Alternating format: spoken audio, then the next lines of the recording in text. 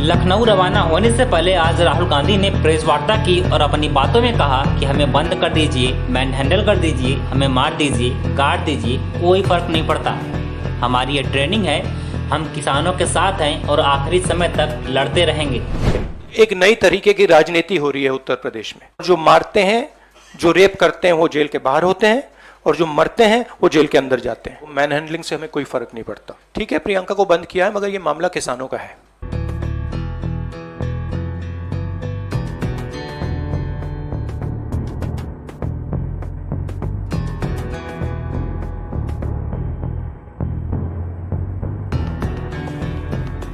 वहीं इस मामले में उत्तर प्रदेश कांग्रेस कमेटी के प्रवक्ता आशुतोष द्विवेदी ने जनरल डायर की सरकार कहते हुए हमला किया है। अपनी बातों में आशुतोष द्विवेदी ने सवाल किया कि जब यूपी में धारा 144 लागू है तो मोदी जी कैसे आ रहे हैं। किसानों को लखीमपुर में अपनी गाड़ियों से रौंदने वाले, कुचलने वाले गृह राज्य मंत्री भारत सरकार के अभी तक इस्तीफा नहीं दे सके।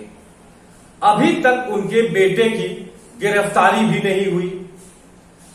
जनरल डायर की जो ये सरकार है उत्तर प्रदेश में, इसने धारा 144 लगा करके रखा हुआ है और अभी भी हमारी जो नेता अखिल भारतीय कांग्रेस कमेटी की राष्ट्रीय महासचिव प्रियंका गांधी को बगैर किसी कानूनी तामीले के हिरासत में रखा हुआ है। ये घोर अन्याय और लोकतंत्र को हत्या करने वाला एक कदम है। जब 144 लागू है तो ऐसे में प्रधानमंत्री किस तरीके से उत्तर प्रदेश में आकर के अपना कार्यक्रम कर सकते हैं? क्या इस देश में दो अलग अलग लोगों के लिए अलग अलग कानून बनेगा? उधर एक ट्वीट किया है और लिखा है कि आज मुझे लोगों की सेवा करते हुए 20 साल पूरे हो रहे हैं। मैं जब पहली बार मुख्यमंत्री बना तो उसके बाद मेरा पहला कार्यक्रम गरीब कल्याण मेला था।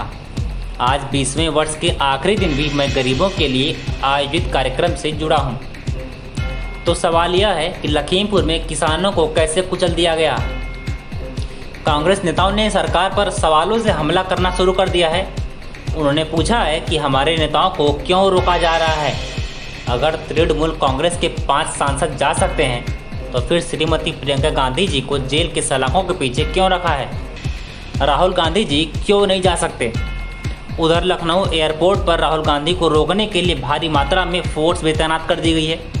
उस पर प्रिंस राजपूत ने एक ट्वीट किया कि चाहे कितने भी फोर्स क्यों न तैनात कर दो योगी जी, आज राहुल गांधी को रोक नहीं पाओगे। देखिए राहुल गांधी ने प्रेस वार्ता के दौरान क्या कुछ कहा। ये जो यूपी में हो रहा है, किसानों को मारा जा रहा है, मगर इससे पहले हाथरस में भी हुआ था और उनके एक एमएलए ने भी रेप किया था। तो ये सिस्टमैटिकली ये एक नई तरीके की राजनीति हो रही है उत्तर प्रदेश में।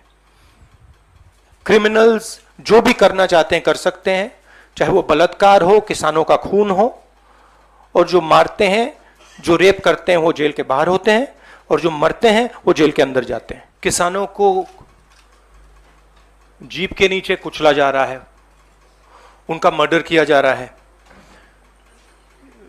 बीजेपी के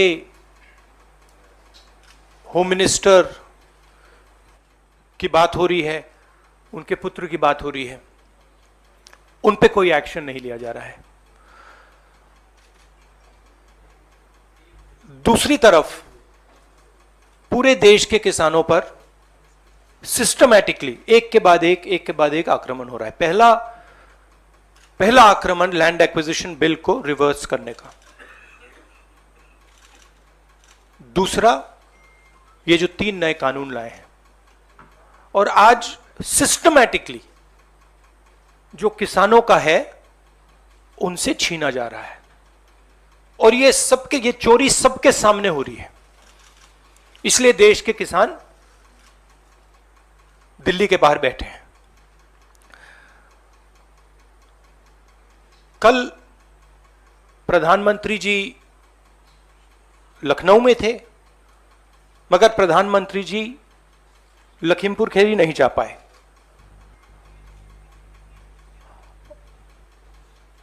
पोस्टमार्टम ठीक से नहीं किया जा रहा है। सिस्टमैटिकली जो भी कुछ कहे उसको बंद किया जा रहा है। आज 2 चीफ मिनिस्टर्स के साथ हम लखनऊ जाने की कोशिश करेंगे, लखीमपुर खेरी जाने की कोशिश करेंगे, उन परिवारों से मिलने की कोशिश करेंगे। यहां पे जो डेमोक्रेसी हुआ करती थी, आज हिंदुस्तान में डिक्टेटरशिप है। राजनेता उत्तर प्रदेश में नहीं जा सकते। कल से हमें कहा जा रहा है कि भैया आप उत्तर प्रदेश नहीं जा सकते। हम वहां जाके देखना चाहते हैं, समझना चाहते हैं, परिवार को सपोर्ट देना चाहते हैं। सिर्फ यहां हमें रोका जा रहा है, बाकी पार्टियों को जाने दे रहे हैं। हमने क्या गलती की है? और जहां तक प्रियंका की बात है, ठीक है, प्रियंका को बंद किया है, मगर यह मामला किसानों का है। ऑपोजिशन का काम प्रेशर बनाने का होता है। जब हम प्रेशर बनाते हैं तब वहां पे कार्रवाई होती है। हाथरस में हमने प्रेशर बनाया, तब जाके कार्रवाई हुई। सरकार चाहती है कि हम इस मुद्दे को उठाए ना, प्रेशर ना बनाए, कि जिन्होंने मर्डर किया वो भाग के निकल जाएं। अगर हाथरस में हम गए नहीं होते, वहां पे जिन्होंने बलात्कार किया था वो सब स्कॉट फ्री निकल जाते। अगर हमने उससे पहले उनके एमएलए के बारे में नहीं बोला होता, वो भाग से निकल जाते।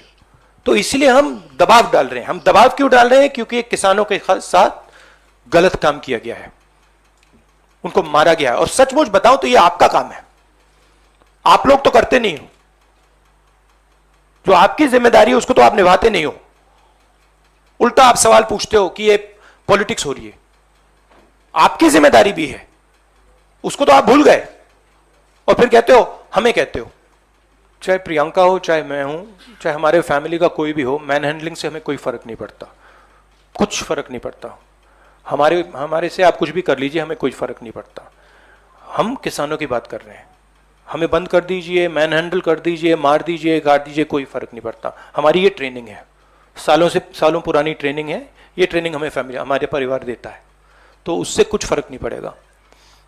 सबसे पहले मैं वहां जाकर बात समझना चाहता हूं, ग्राउंड रियलिटी क्या है। क्योंकि ग्राउंड रियलिटी, सचमुच में ग्राउंड रियलिटी अभी तक किसी को नहीं मालूम। हम 3 लोग जा रहे हैं। सेक्शन 144 5 लोगों को रोकता है। 3 लोग सेक्शन 144 में जा सकते हैं, तो हमने उनको चिट्ठी लिख दी है। प्रेशर के बिना तो कुछ नहीं होगा, मगर प्रेशर डालेंगे, कोशिश करेंगे।